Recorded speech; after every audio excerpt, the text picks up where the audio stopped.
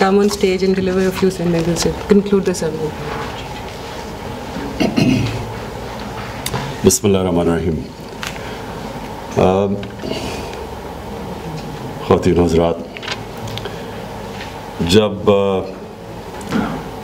मैं वज़ीर-ए-आज़म बना तो सबसे बड़ा मसला क्या था? Current account deficit. हमारे पास सबसे बड़ा ख़सारा पाकिस्तान की तारीख़ में तकरीबन 19 अरब डॉलर का ख़सारा था, और जो हमें मुश्किलों का सामना करना पड़ा वो हम लोगों को बता ही नहीं सकते थे, इसलिए नहीं बता सकते थे कि हमें डर था कि हमारे रुपए पे और प्रेशर ना पड़ जाए। और कई ऐसे स्टेजेस आए बीच में जिधर हमारे रुपए पे ऐसा प्रेशर था कि हमारे पास तो फॉरेन एक्सचेंज थे ही नहीं रुपए को गिरते हुए रोकने से। तो बड़ा एक मुश्किल वक्त था, और मैं आज लेबनान में देख रहा हूँ कि उनकी करेंसी बिल्कुल उसकी कीमत ही ख़त्म हो गई है। लोग डॉलर में अब सारी ट्रांजैक्शन कर रहे हैं, ज़िम्बाब्वे में अब डॉलर्स पे चले गए हैं। तो जब एक करेंसी गिरनी शुरू होती है और आपके पास फॉरेन एक्सचेंज रिजर्व्स ना हो तो वो एक मुल्क के लिए बहुत बड़ा एक अजाब होता है। तो आज अल्लाह का शुक्रगुज़ार हूँ और अपनी टीम का, जो हमारी इकोनॉमिक टीम है, कि जिस तरह स्टेबलाइज़ की इकोनॉमी को, और हमारा जो रुपया है वो स्टेबल हुआ, बल्कि गेन किया और इंशाल्लाह आगे भी गेन करेगा। और दूसरी चीज़ जो हमारी स्टॉक मार्केट कॉन्फिडेंस आया पब्लिक का, और इन्वेस्टमेंट बढ़ी, बाहर से इन्वेस्टर्स का बहुत इंटरेस्ट है आज पाकिस्तान में, और सबसे ज़्यादा जो हमारी अपनी बिज़नेस कम्युनिटी है उसके अंदर मैं देख रहा हूँ कि एक्सपोर्ट के वॉल्यूम्स बढ़ते जा रहे हैं। ये एक बड़ी खुशाइन चीज़ है पाकिस्तान के लिए, क्योंकि मेरा हमेशा ये ईमान था कि जिस दिन इस मुल्क में पॉलिसीज़ ठीक हो गई, लॉन्ग टर्म पॉलिसीज़ हो गई, एक कॉन्फिडेंस आ गया पॉलिसीज़ के अंदर, सर्टेनिटी आ गई कि लोग इन्वेस्ट करें और लोगों को पता हो कि अब ये पॉलिसीज़ चेंज नहीं होंगी, एड हॉक बेसिस पे मुल्क नहीं चलेगा, एक प्लानिंग के तहत मुल्क चलेगा। मैं हमेशा ये बिलीव करता था कि जो पोटेंशियल पाकिस्तान में है ये सारे खित्ते में नहीं, उतना पोटेंशियल नहीं है। हम अपनी देख रहे हैं कि हिंदुस्तान हमारे से आगे निकल गया ग्रोथ रेट में।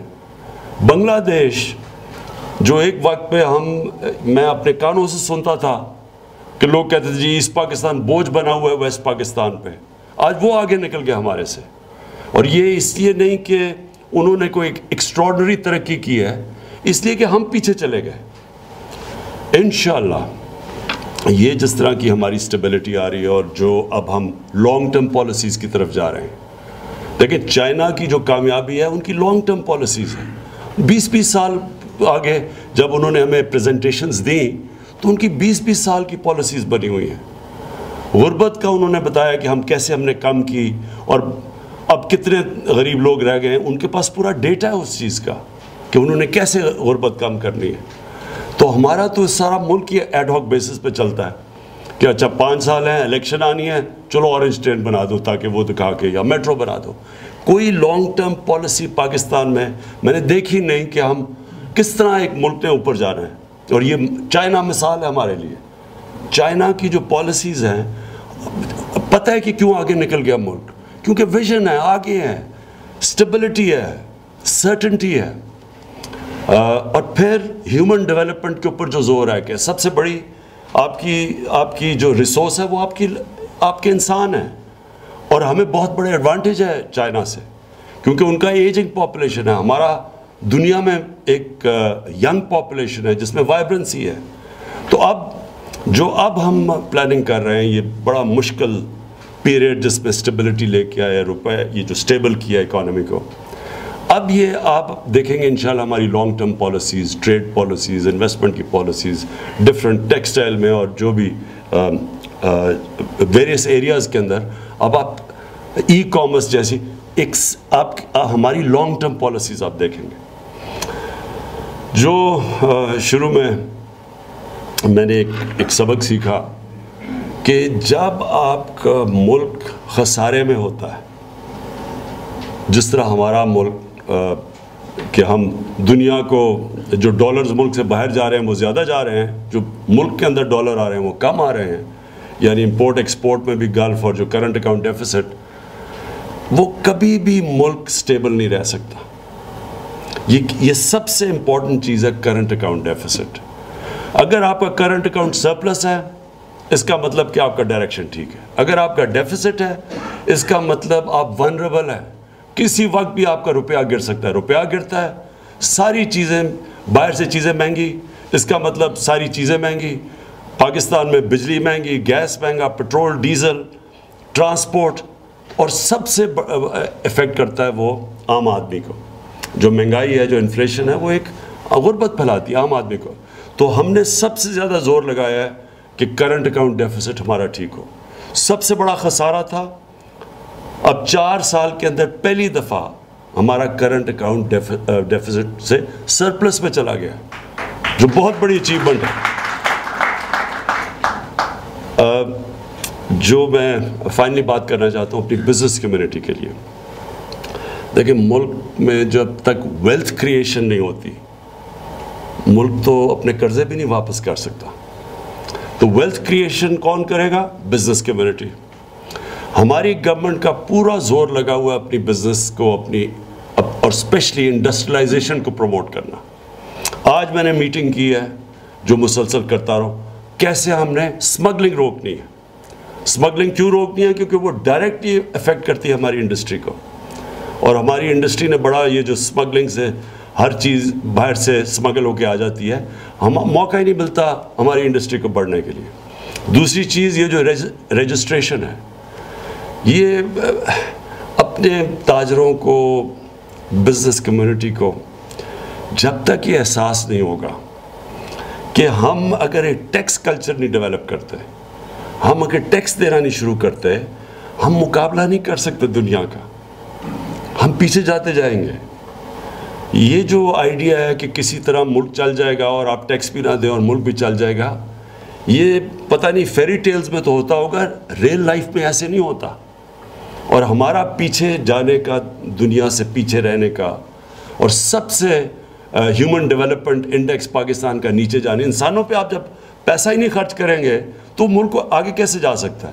تو اس کے لیے ایک ٹیکس کلچر کے اوپر پورا زور لگا رہے ہیں۔ اس میں شبر زیدی کو میں اور ان کی جو ایف پی آر نے جو پرفارمنس دی ہے، میں خاص آپ کو اس کی مبارک دیتا ہوں، کیونکہ ہماری جو ٹیکس کلیکشن ہے ماشاءاللہ اوپر جا رہی ہے۔ لیکن میں اپنے جو تاجر ہیں، جو پرانے طور طریقوں سے عادی ہوئے ہیں، میں ان کو یہ کہنا چاہتا ہوں کہ یہ اب اپنی نیشنل ڈیوٹی سمجھے، یہ سمجھے آپ اپنے ملک کے لیے لڑ رہے ہیں۔ جب میں باہر گیا اور یہ باہر کے ملکوں سے ہمیں پیسے اکٹھے کرنے پڑے، اور انہوں نے، ہم بڑا شکر گزار ہیں یو اے ای کا، سعودی عربیہ کا، چائنا کا، پھر قطر کا بھی، لیکن یہ ایک ملک کی ڈگنیٹی کے لیے ٹھیک نہیں ہے کہ آپ لوگوں سے قرضے مانگیں اور ایڈ مانگیں۔ وہ ملک کبھی خوددار قوم نہیں بن سکتی۔ اس لیے ہماری پوری کوشش ہے کہ اپنے ملک میں انڈسٹریلائزیشن کو پروموٹ کریں، ویلتھ کریٹ کریں، اکانومی کو بڑھائیں، ٹیکس اکٹھا کریں، اور اس ٹیکس سے پھر صرف اور صرف اپنی غریب لوگوں کو اوپر اٹھائیں۔ یہ تھا چائنا کا ماڈل، یہ کامیاب ماڈل ہے، اور یہ انشاءاللہ ہم نے اب ہمارا ماڈل ہے کہ ہم نے اس پہ پاکستان کو اٹھانا ہے۔ اور میں آپ کو آخر میں پھر یہ کہتا ہوں، جو میں نے اب 15 مہینے میں دیکھا ہے، اللہ نے اس ملک میں ہر قسم کا پوٹینشل دیا۔ اس میں سونا، تانبا، جو ہمیں بھی نہیں پتا تھا باہر بیٹھے ہوئے، ابھی جب یہ ریکو ڈک کی بات ہوئی تو پتہ چلا کہ ہم سونے کے اس ذخیرے پہ بیٹھے ہوئے اور تانبے پہ جو دنیا میں وہ مانتے ہیں، دنیا کو پتہ ہے کہ یہاں پاکستان صرف جو 14 کانے ہیں، وہاں 2 کے اندر صرف 2 کانوں کا جو پروفٹ ہے وہ $100 ارب ہے۔